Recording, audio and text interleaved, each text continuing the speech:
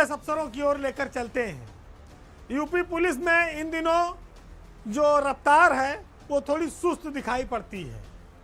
अपराधियों पर कार्रवाई करने के मामले में नहीं, अफसरों की पोस्टिंग और प्रमोशन के मामले में।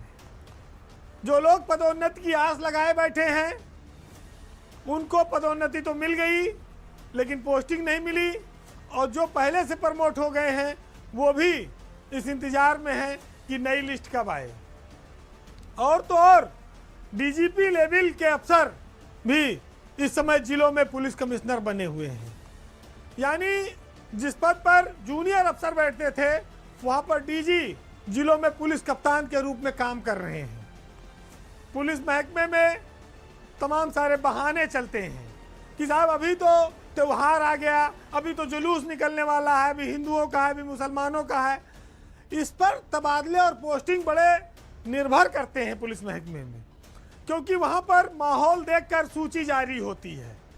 लेकिन यहाँ एक समस्या तब आती है कि जिस प्रदेश में हर महीना कोई ना कोई बड़ा त्योहार होता है, हिंदू और मुस्लिम का कोई ना कोई बड़ा आयोजन होता रहा हो, वहाँ पर इस वजह से लोगों को सेवा काल और सेवा शर्तों का लाभ न मिले, ये भी बड़ा आश्चर्य की बात है। यह अन्यायपूर्ण है, क्योंकि जब आपके प्रमोशन का नंबर आ गया तो प्रमोशन हो जाना चाहिए। जब प्रमोशन हो गया तो फिर पोस्टिंग भी देनी चाहिए। जब मामला बड़े बड़े पुलिस के आईपीएस अफसरों से जुड़ा हो, आईजी, एडीजी, डीजी, तो फिर कौन अपना मुंह खोले?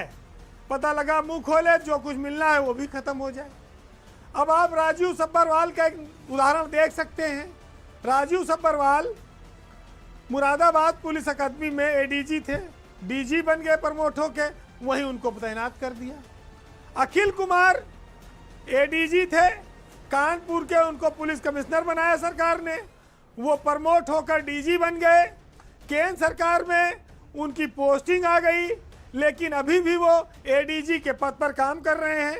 वो है डीजी रैंक में, पुलिस कमिश्नर के रूप में काम कर रहे हैं। और पुलिस कमिश्नर, इससे पहले वहाँ पर पुलिस कप्तान की व्यवस्था थी। तो आप ये देखिए कि हायरार्की कहाँ से कहाँ चली गई। और एक पुलिस कप्तानी जो एक आईपीएस अफसर नौकरी शुरुआती दौर में करता था, वो डीजी लेवल के अफसर भी कर रहे हैं। तो ये पुलिस में विरोधाभासी जो स्थिति है वो इसी वजह से है कि जब जिस चीज़ की ज़रूरत है, जब जहाँ पोस्टिंग होनी चाहिए, प्रमोशन होना चाहिए, वहाँ नहीं हो पा रहा है। तरुण गाबा भी एडीजी बन चुके हैं लेकिन रेंज में काम कर रहे हैं। यानी कि जिस रेंज में कभी डीआईजी तैनात होते थे वहाँ आईजी तैनात होने लगा। फिर वहाँ पर अब एडीजी के रूप में तरुण गाबा तैनात है। अब आप सोचिए, अब डीजी बचाए वहू कर लाके रेंज में तैनात कर दियो।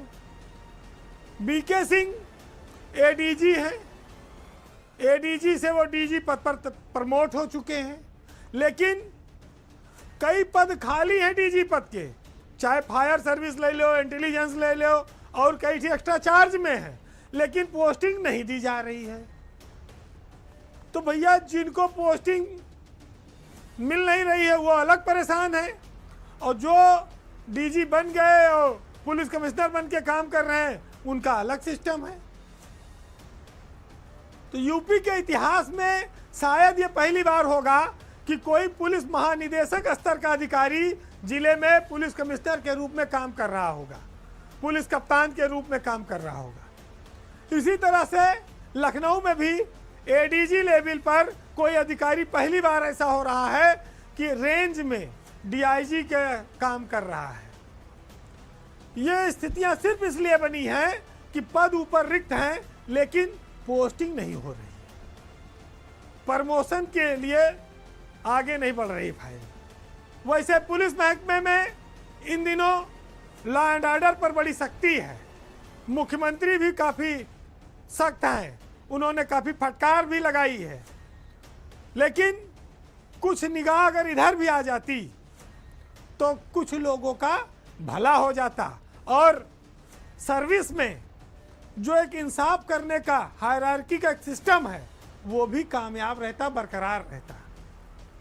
बड़े बड़े स्टार हैं, कंधे पर तलवार है, सितारे हैं, लेकिन अपना दर्द किसी से कह नहीं सकते हैं।